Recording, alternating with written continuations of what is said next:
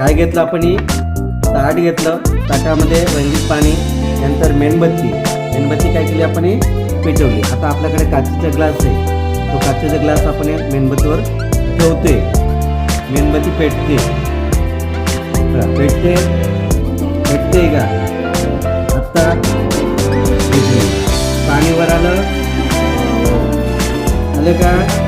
काल असेल जेवढं पाणी वर आले तेवढंच या हवेमध्ये ऑक्सिजन होतं. जेवढं पाणी वर आले तेवढंच या ग्लासामध्ये ऑक्सिजन होतं. बाकीचं आता त्याच्यात आवाज येईल इतर आहे, पण जो ऑक्सिजन होतो तो फक्त जोपर्यंत होतं तोपर्यंत मेणबत्ती पेटली. एकदा ऑक्सिजन संपलं की मेणबत्ती ऑटोमॅटिक होते, विझते. म्हणजे ऑक्सिजन हा ज्वलनासाठी उपयोगी आहे. ऑक्सिजन असेल तर कोणती वस्तू पेटली जाते.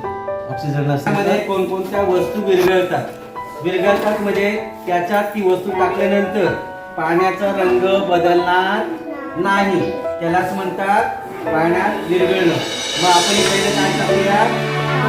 साखर जर पाण्यात आपली आणि पाण्याचा रंग बदलणार पण नाही. बरोबर, ही साखर आपण टाकूया. आणि आता चमचा आपल्याकडे आहे बघा, कलर मध्ये.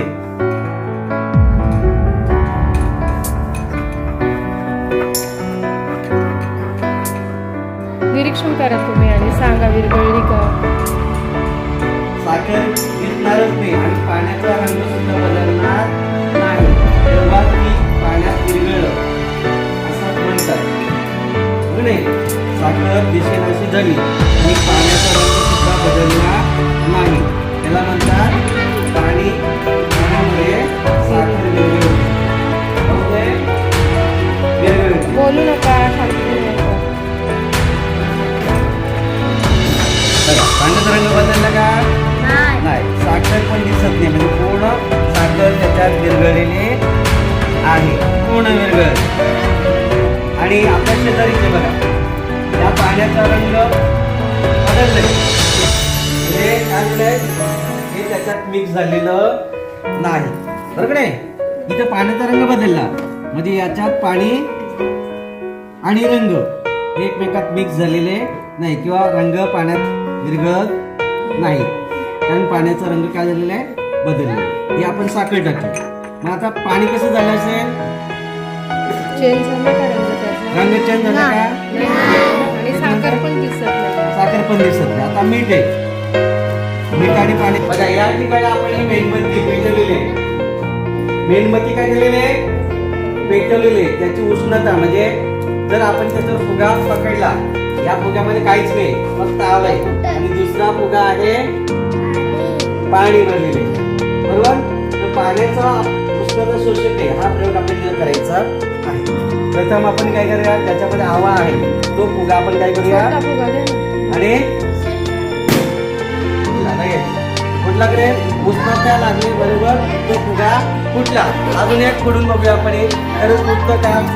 बरोबर, गरम झाला का तो फुगा फुटतो का? तर बघूया. लगेच फुटतो. काही सेकंदामध्ये फुटला. पण पाण्याने भरलेला फुगा आपण काय करायचंय? त्याच्यावर पकडायचं, तो फुटतो का लगेच? बरोबर, बघा, फुटतोय नाही. बघा किती जवळ पकडला आपण त्या मेणबत्तीचे. का फुटत नसेल?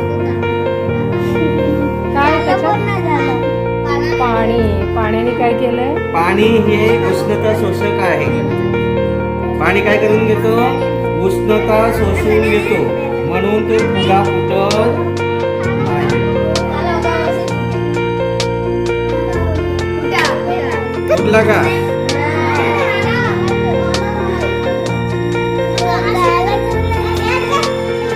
आणि मगाशी हवा बदलला फुगा आपण पकडला, बरोबर, खाड करून फुटला. याला किती वेळ लागला तरी सुद्धा तो फुगा तयार झाला नाही, बरोबर? किती वेळ त्याला पकडलं आपण तरी सुद्धा तो फुटत नाही.